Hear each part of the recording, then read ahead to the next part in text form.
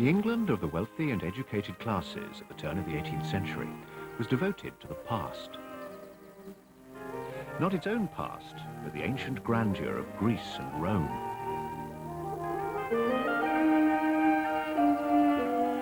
It was more than just a question of taste, adopting the aesthetics of the classical world. It came from a whole perception of history.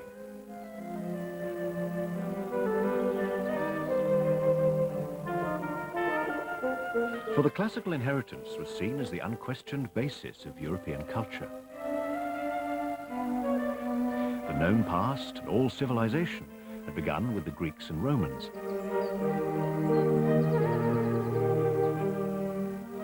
But beyond this world of refinement and reason, out in the English countryside, there lay the mysterious legacy of a more ancient and unknown past.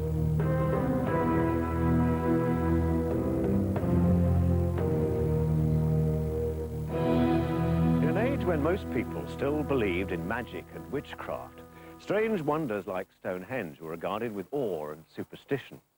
And it's not surprising they were thought of as the work of giants or magicians, since otherwise how did they fit within the established vision of the past? Nothing was known of their origins. No ancient historians had written about them. They were indeed prehistoric.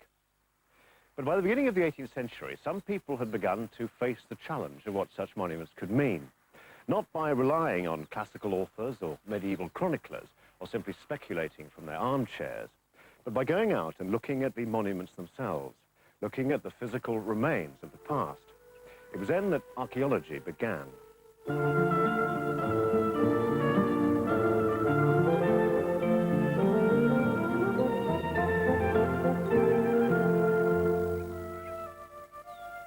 I was born on November the 7th, 1687. My ancestors, both paternal and maternal, lived from time immemorial in or upon the edges of this marshy level. And I ever had a most entire love for the county of Lincolnshire. The fens in William Stukely's time were extremely remote. Change had come slowly here over the centuries, and he grew up fascinated by a sense of the past all around him. He walked the straight line of Roman roads. He collected Roman coins turned up by the plough. And by the age of 16, he was drawing ancient monuments, abbeys and parish churches, like the church at Holbeach where he was born. His solitary wanderings and studies as a boy came from a natural, inborn curiosity. But reaching even into the country towns of his day was a whole new intellectual climate. It was the age of Newton, Wren, the Royal Society, and a spirit of scientific inquiry into all the works of man and nature. It was this which would inspire in Stukely the desire to look and analyze afresh the remains of the English past.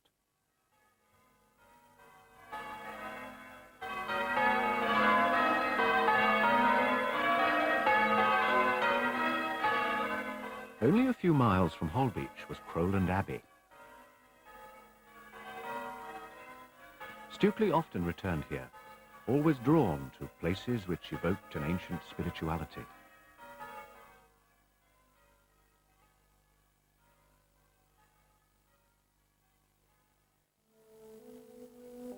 I never failed to take a contemplative walk to the abbey. It was a vast delight to me to traverse the sacred precincts and view its most venerable ruins, a noble monument to the piety of our ancestors.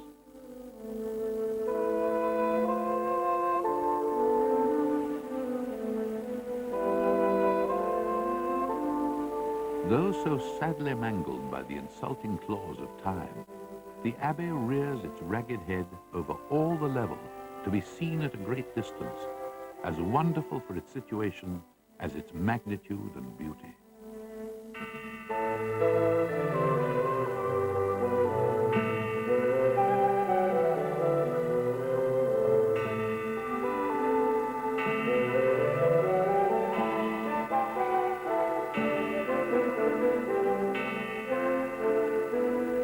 What is fascinating about Stukely is that he responded to the remains of the past in two almost contradictory ways. The first was with a scholarly detachment and precise observation, the desire to record as accurately as possible everything he saw. You see this in his drawings, and it's a direct reflection of the new scientific spirit of the time. But besides that, he also had a wonderfully emotional enthusiasm for ancient places. He says himself that he would often come and sit somewhere like this for hours, simply letting his imagination roam and sensing the layers of history in his surroundings. A passion for the past in Stukely's day was not something from which you could earn a living. It had to be a gentlemanly hobby. His family were fairly well off. He was able to go to Cambridge, study medicine, and then enter practice as a country doctor. Being a doctor would allow him the time to indulge his real interests. The world is filled with accounts of the genteel and fashionable tours of France and Italy, whilst our own country lies like a neglected province. A more intimate knowledge of Britain is more useful and as worthy a part of education as the view of any transmarine parts. It is not impossible to make a classic journey on this side of the Straits of Dover.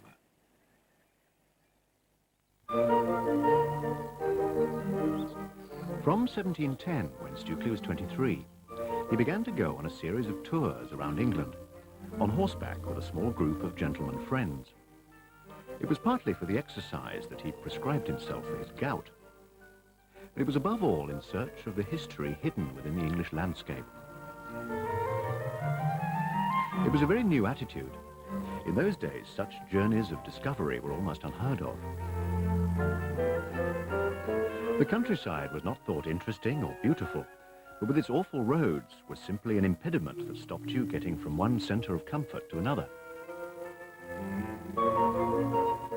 But things had begun to improve slightly as Stukely went on his tours. John Ogilby had just produced a new series of road maps, and these led Stukely on into Oxfordshire, towards a turning point in his studies, his first encounter with the remote past.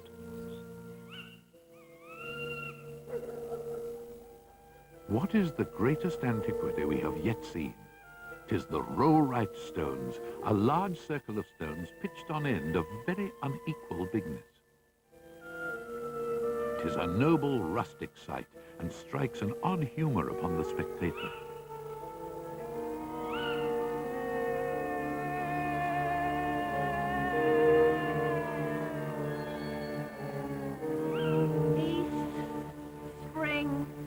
And the powers of the mind.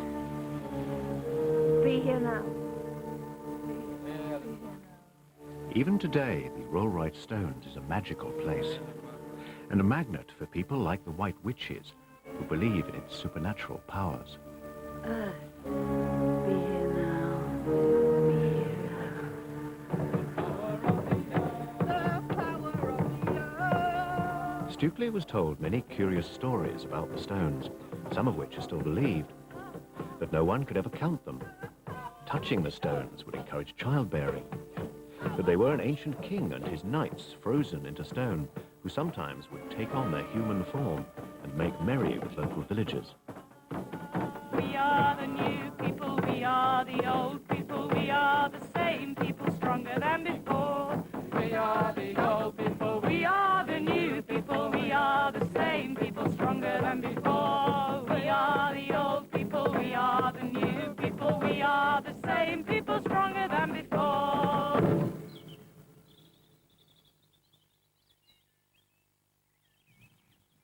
Stukely had never seen anything like the Rollright Stones before. In Lincolnshire, there are no stone circles. And in fact, there are none at all in England to the east of here. So this must have been very new and very strange. Unlike the abbeys, the parish churches, and the Roman roads he was familiar with, here there were no easy explanations. But the stones clearly, he reckoned, are not arrived by magic. At some point in ancient times, some group of people had dragged these enormous limestone boulders here and then set them up in an almost perfect circle. Even when first confronted by such extraordinary remains as this, Stukely's reaction was scientific and systematic, to draw them and then offer a considered explanation. There are many different opinions concerning these very venerable pieces of antiquity. Many fabulous stories retold of them. I can't but suppose them to have been an heathen temple of our ancestors, perhaps in the Druids' time.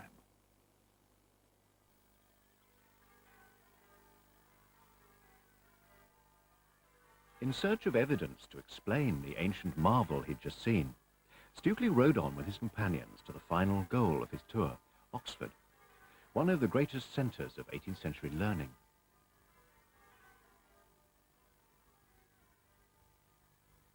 But even in the university colleges, with their famous libraries, he discovered few clues. All he read proved no more than legend and superstition.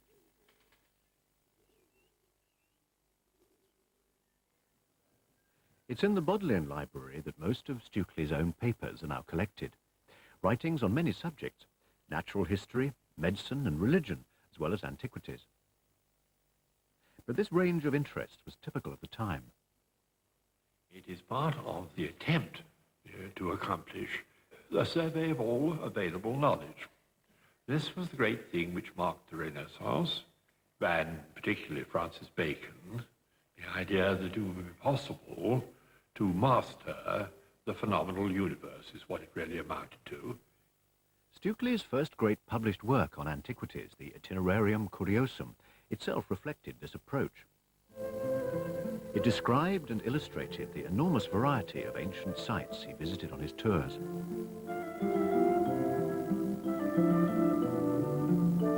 The book was addressed to gentlemen who had a curiosity about the remains of the past, and was designed to encourage others to make the same kind of researches. It gave Stukely a special place among the antiquaries of the time. They were people whom nowadays, many of them, we would class as historians, dealing with documentary sources.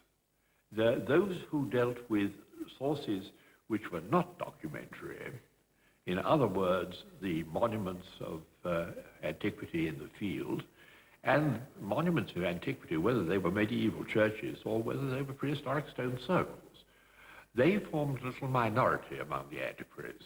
And it was from that minority, of which Stukely was one, and one of the most influential, that what we call archaeology today eventually developed, not from those who were using the literary texts as their sole authority.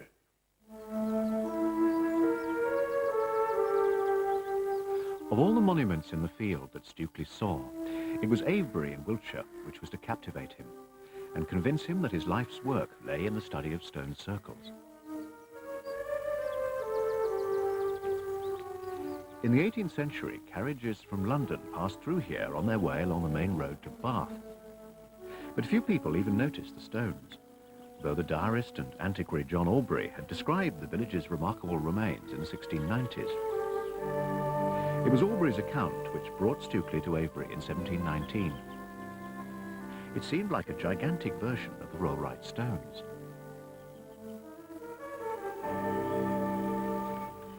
I cannot conceive of anything bolder than the idea of those people that entertained the design of setting up these stones. The ditch alone is of very great labor and makes the appearance of a huge amphitheater. The earth is thrown on the outside, quite contrary to the nature of fortifications. He soon completed a rough sketch, like Aubrey had done before, showing the outer ditch and stone circle, and two smaller circles within. But for Stukely, a sketch was only the beginning. When I abode here for several summers together, I was very careful in tracing it out. I laid it all down in the nature of a survey on large imperial sheets of paper. Survey work then was not such a crude procedure as one might think. The plane table and compass were already commonly used for transferring angles and distances onto paper. For measuring, there was the rather cumbersome chain, invented by Mr. Gunter in the 1630s, which had links of a fixed length. Okay, right. That's about 45 feet. 45 feet. To help him with his measurements, Stukely used local people and gentlemen companions.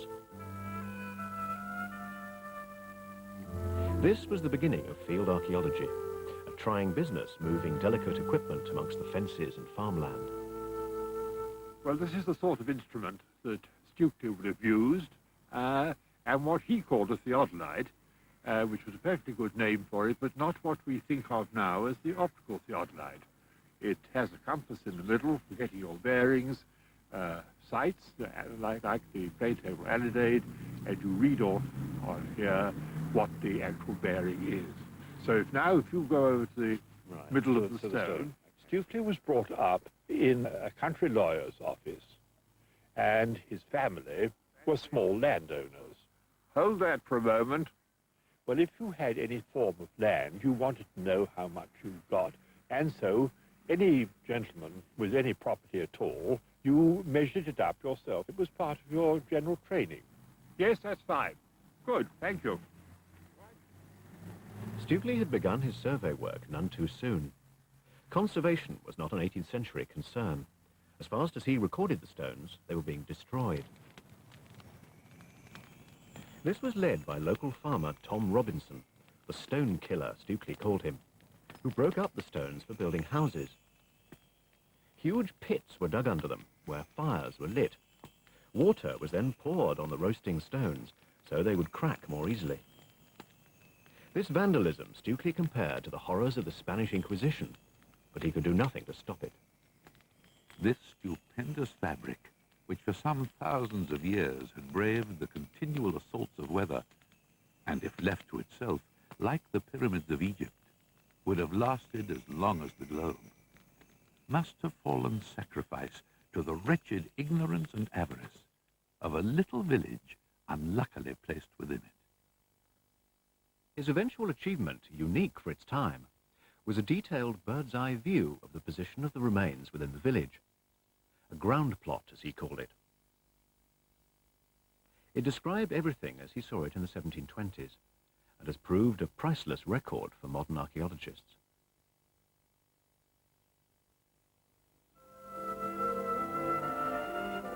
Though Stukely's ground plot made the earthwork much too perfect a circle, more recent excavation and survey has confirmed its general accuracy. But where, he wondered, had the great stones come from?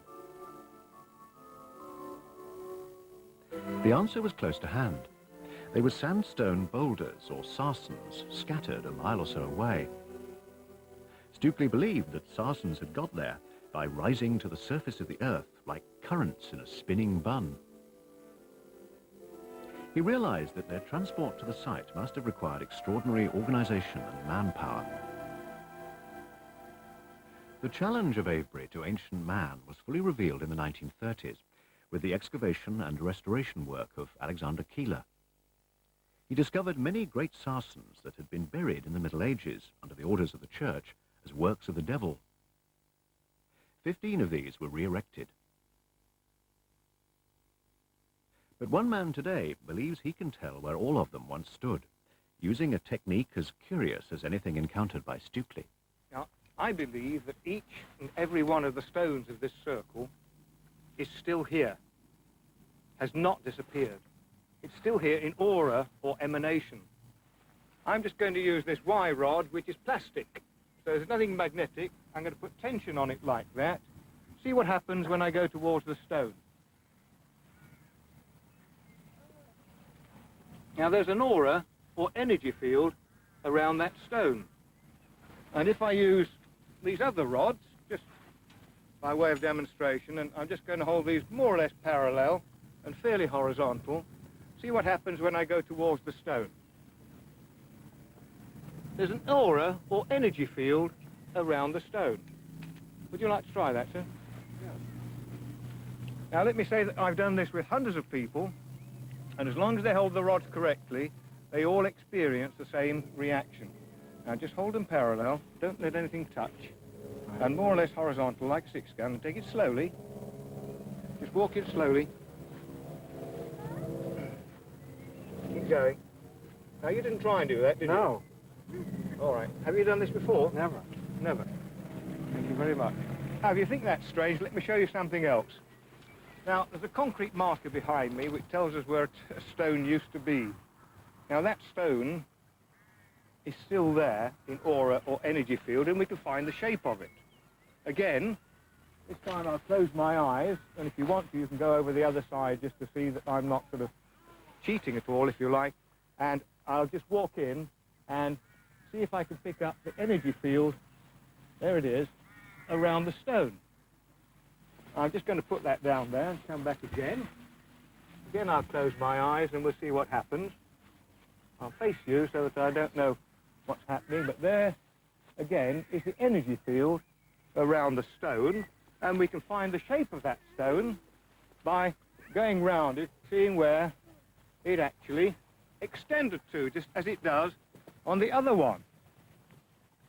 There it is. And there it is. And you'll find that Alexander Keeler did not put that concrete marker back in the right place. It's just slightly off-center. If the Rollright Stones was a heathen temple, then Avebury, Stukely believed, must have been a great centre of ancient religion, a primitive cathedral. What seemed to lend it even more sacred power was a long avenue of standing stones that headed from the circle towards the south, a via sacra, Stukely called it. Some stones in what is now known as the West Kennet Avenue were re-erected by Keeler, but many have been destroyed or are still buried, and it does not now extend very far.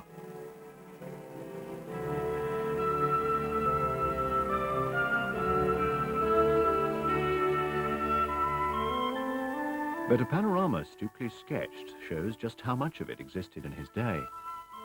And it ended in another smaller circle, which excavation has proved did once exist.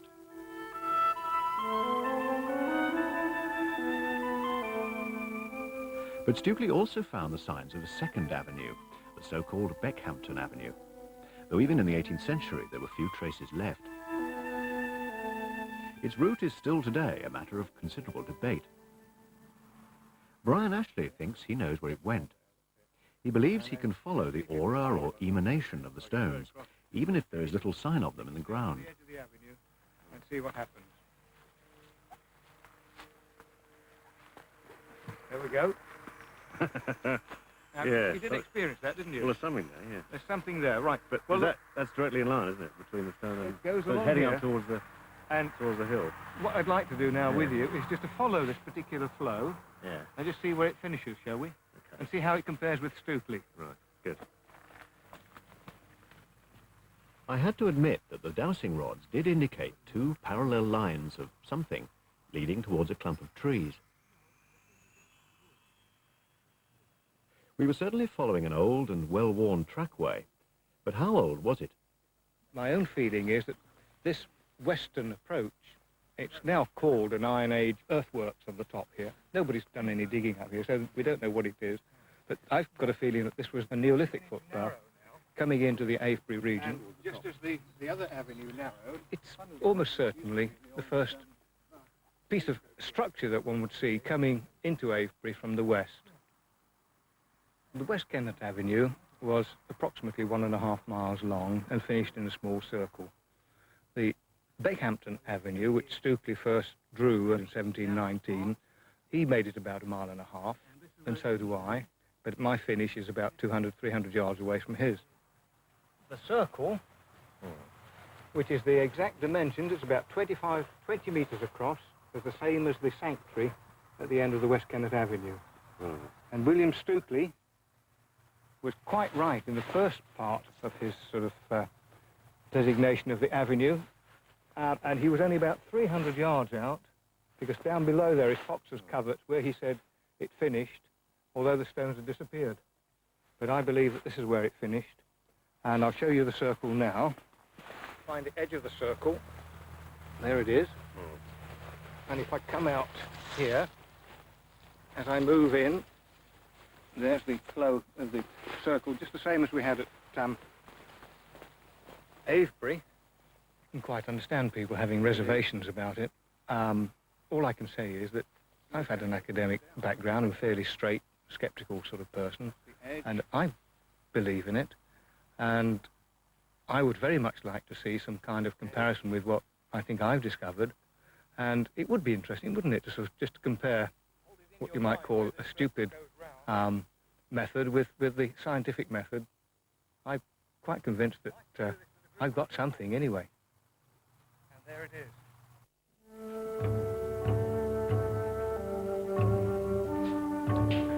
To understand more about the builders of the circles, Stukely now examined other ancient monuments around Avebury. This is the West Kennet Long Barrow. About 5,000 years ago, in Neolithic times, 50 or so individuals were buried here, their bones piled in stone-lined compartments, after it seems their bodies had first been left in the open to decompose. Stukely could not have known the great age of the barrow, nor entered here. It was only excavated in the 1950s. But he concluded that if the stone circles were temples, then this may have been where a high priest was buried. And assuming that all the monuments in the area were erected at the same time, if this was the burial place of a high priest, then a quarter of a mile to the north might be the greatest tomb of all, perhaps that of the ruler, the Lord of Avebury. Silbury Hill. He called it the largest barrow in the country, and perhaps in all England. In fact, it's the greatest man-made mound in the whole of Europe. As usual, Stukely was given explanations of it by local people. Some said it was the burial mound of a certain King Zell, who could be seen galloping over the downs on moonlit nights. Others that it was a sack of chalk dropped by the devil who had been on his way to bury the people of Marlborough. There have been many stories and theories about it over the years, but still no one knows what it was for. Archaeologists have tunneled into it but found nothing. Whatever its purpose, its construction was a breathtaking achievement of prehistoric man.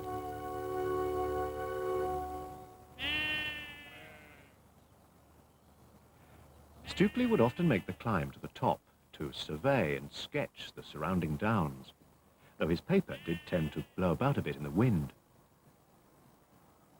It was also a favourite picnic spot where he would invite along interested gentlemen and their ladies who had heard of the famous Dr. Stukely's researches. From the top here, Stukely would have been able to demonstrate to any group of admirers he might have had with him a very accurate observation that he'd made concerning the date of Silbury Hill. In his day, there was a Roman road, which he could see quite clearly. It's now pretty well covered by the modern one, which headed from the west directly towards the mound. But then, just before reaching it, it deviated sharply to avoid it. It was a clear sign that the hill was older than the road. By 1723, after 4 summers of fieldwork here, Stukely found himself grappling with the idea of an ancient British past, until then inconceivable.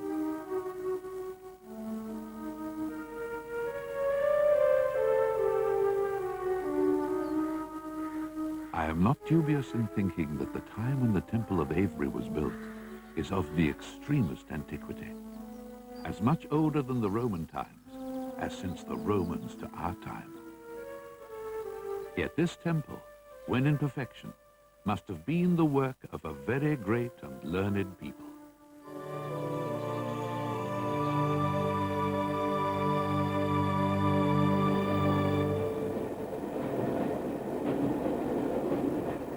For Stukely, Avebury was merely the beginning of a study of stone circles throughout the country. He also started to reflect more upon the builders of such monuments. All that was known then of pre-Roman Britain came from Roman authors such as Caesar and Tacitus. And in describing the ancient Britons, they wrote of the Druids as their high priests. John Aubrey had first made the connection, and it seemed logical. The Druids, priests of the Britons, who led worship in stone circles. Stukely could visualize the Britons driven back by the Romans, preserving their druidical culture in remote parts. In the wilds of the Lake District, a romantic landscape that would prove more and more attractive to 18th century taste. Mountains, druids, and stone circles seemed to go naturally together.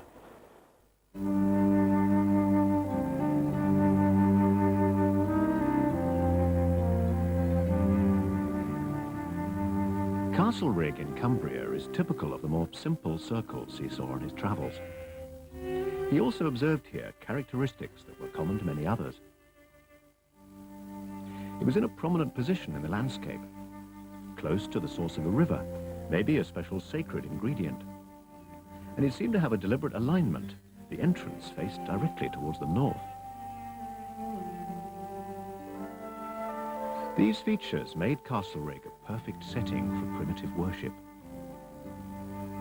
Perhaps it was the worship of the sun and the moon, led by the Druids. Stukely's visit here would be incorporated into his developing system of classification.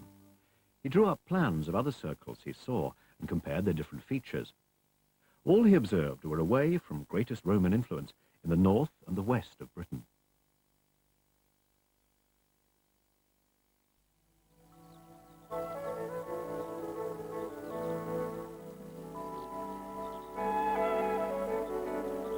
A serious view of this magnificent wonder is apt to put a thinking and judicious person into a kind of ecstasy when he views the struggle between art and nature, the grandeur of that art that hides itself and seems unartful.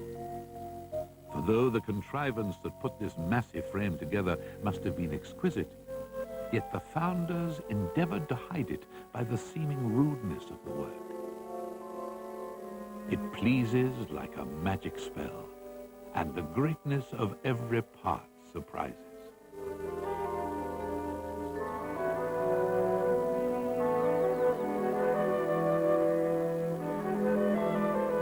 Stonehenge, Stukely was convinced from the start, was comparable to Avebury.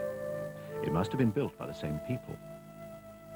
The same type of stone had been used, sarcens from the Marlborough Downs. But it was clearly an advance, a refinement. Unlike at Avebury or Rollright, here the stones had been roughly hewn into shape. And nowhere else had the concept of stone lintels been developed. Since Stonehenge was so much better known than Avebury, he faced a number of theories as to who had built it. In medieval times, it was thought that Merlin had been the architect. It was also attributed to Saxons, Danes, and more recently to the Romans by the famous architect Inigo Jones. With his experience of Avebury and other stone circles, Stukely was sure that Stonehenge could not possibly be Roman. The fact that no Roman author had ever once mentioned it also seemed pretty conclusive evidence. But he came up with some ingenious forms of proof of his own. First, he reckoned that if it was Roman, then its dimensions should be in Roman units of measurement. Whoever makes any ancient building, he said, commonly forms it upon the measure in use among the people of that place. So by reading the classical authors and studying Roman remains in St. Albans and London, he worked out for himself the length of the Roman foot, about 11.5 English inches, which is about right for the standard Roman foot. He then set about testing whether multiples of Roman feet fitted the dimensions of Stonehenge.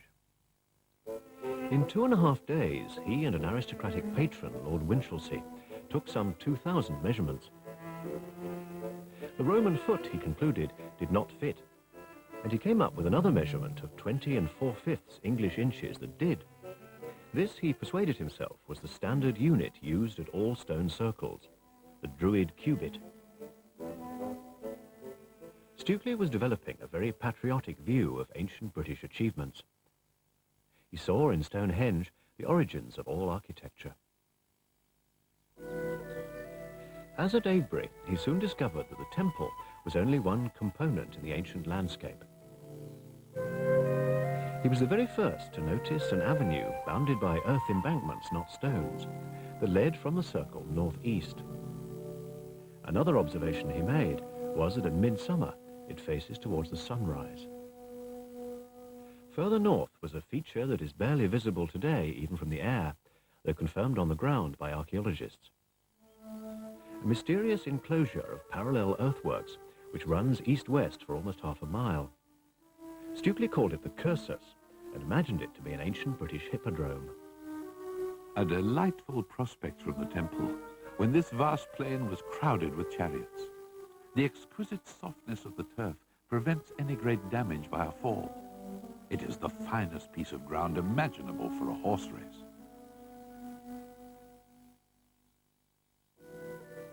The most visible and numerous earthworks here were the barrows, and Stukely's interest in them was very different from that of his contemporaries.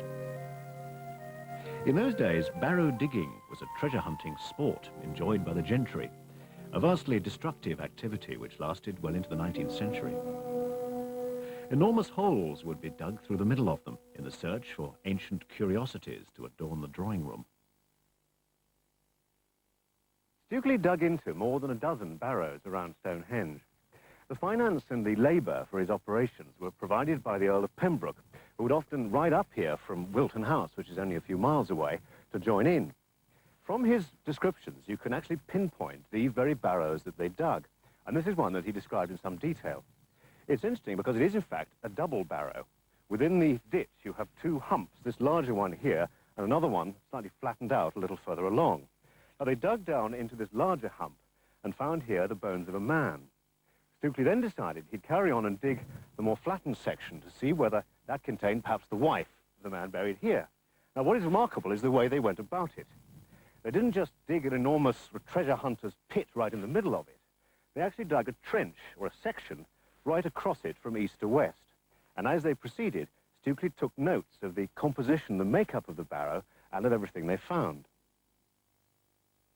He produced the first section drawing of a barrow ever made, showing the different layers of turf, chalk, and flints that they came upon. At the heart of the mound, they found a rudely wrought clay urn. It crumbled as soon as they picked it up, but inside were ornaments and a number of burnt bones. From the size of the bones and the nature of the ornaments, Stukely believed that the burial must have been that of a young girl of about 14 years of age. If it wasn't the wife of the man next door, perhaps it was his daughter. A final delightful touch was that he didn't take the bones away for analysis, as a modern archaeologist might do. Instead, he recomposed the ashes of the illustrious defunct, as he put it. He covered them up again with earth, and then put two large poles on the top of the mound as visible markers to dissuade anyone from ever disturbing her again. As far as we know, her bones are probably still here. Stukely's work led him to challenge other notions as to what the barrows were for. Many from the great quantity of these tumuli injudiciously conclude that there have been great battles upon the plain, and that the slain were buried there. But they are really no other than family burying places, set near the temple, for the same reason that we bury in churchyards. The most formidable group of barrows at Stonehenge are the king barrows, covered by trees since Stukely's day. He was quite astute in observing where they were located, their topographic location on the tops of ridges where they could be clearly seen from other barrow groups or from important sites. And his limited explorations into the structure of them did suggest the way in which they were built, often with a turf central core capped over by white chalk excavated from the surrounding ditches, that they would have been extremely visible within the landscape, not covered in nice mown green grass as they are these days, but actually gleaming white monuments in a green landscape. He realised that important people were buried within mounds of this sort. He was hampered to a certain extent by the ideas of his particular century, in that he thought that as he lived in a hierarchical society, that there must have been one at that time, and that therefore the bigger the barrow, the more important the person. Whereas we know now that there is an element of chronology in this, that some are older than others. How much have you benefited today from his fieldwork? We've benefited greatly, I think, from his observations of a landscape which has changed quite radically since the 1720s, when he was observing the Stonehenge area. He could see things almost as untouched downland, which had probably stayed very much the same, perhaps in this area, since the Roman period. The effects of ploughing, which have now unfortunately removed a lot of the more subtle traces of the archaeological landscape, hadn't really taken effect at that time.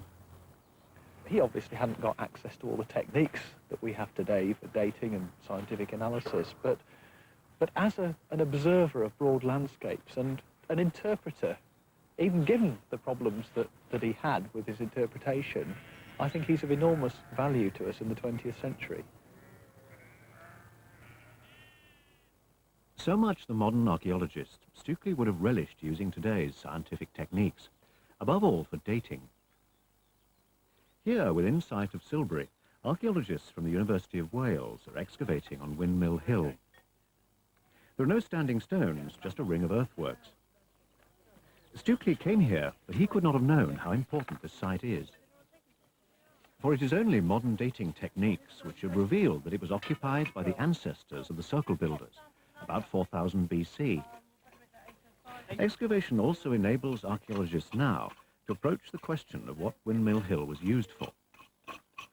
A lot of the evidence here suggests that there's rather special kinds of deposition going on. A lot of the bone waste is rather carefully placed at certain points through the sequence of layers in the ditches.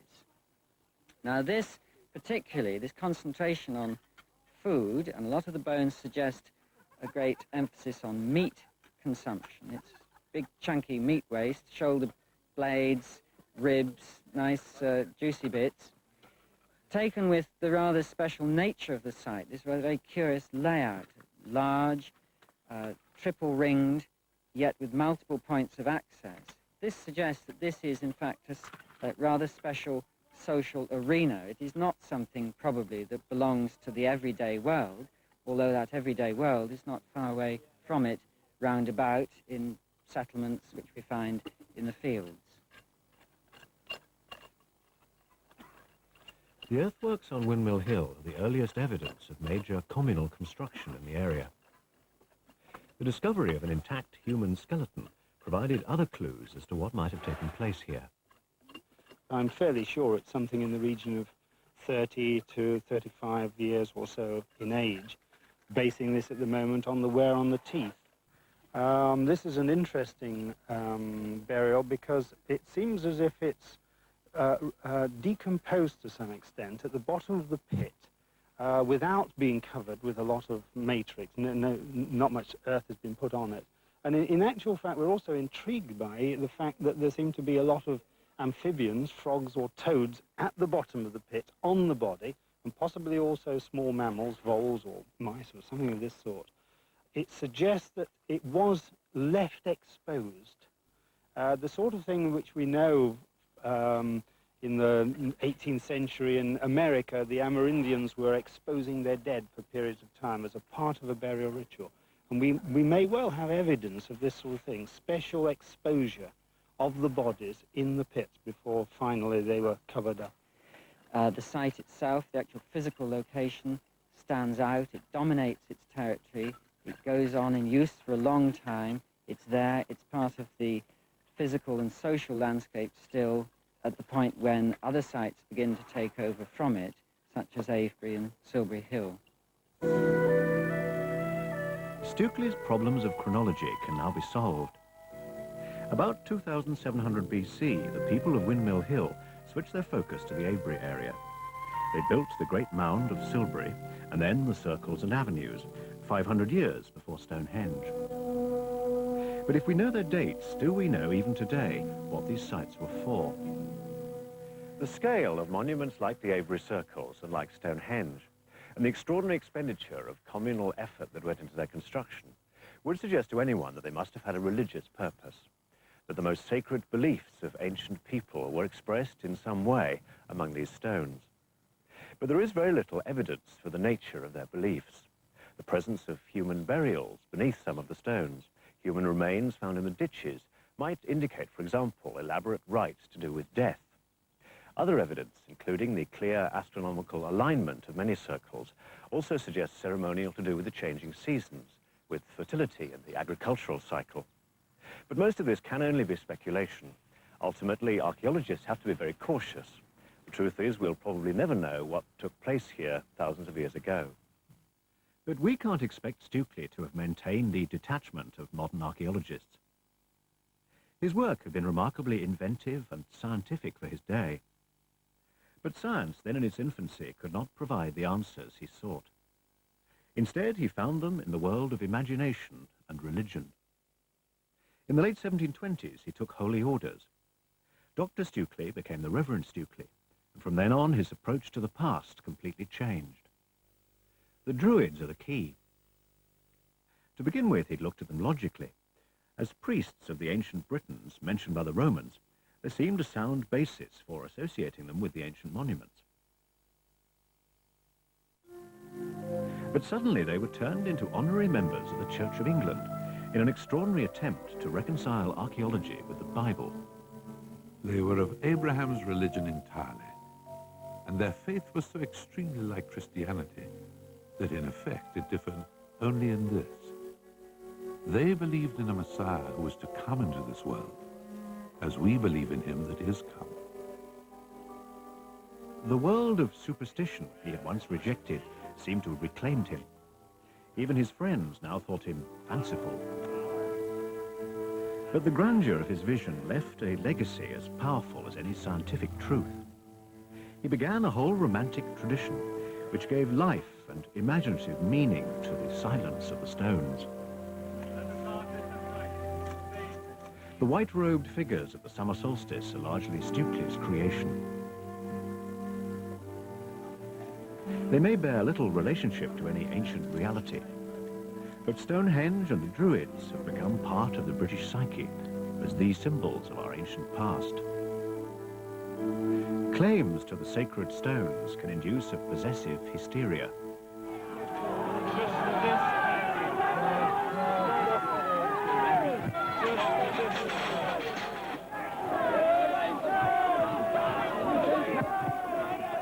Stukely's was the original alternative view of Stonehenge and monuments like it.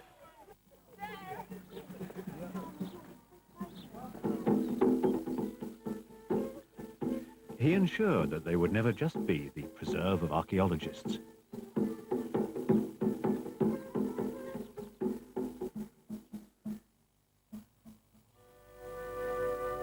But beyond his achievement of the imagination, it is the science of archaeology which owes William Stukely the greatest debt for preserving knowledge of so much that might have been lost, and as the founding father of field archaeology.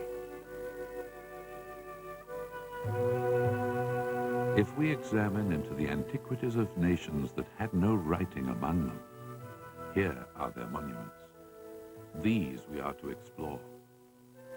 And the more we reason upon them, the more reason shall we find to admire the vast size of the minds of our predecessors.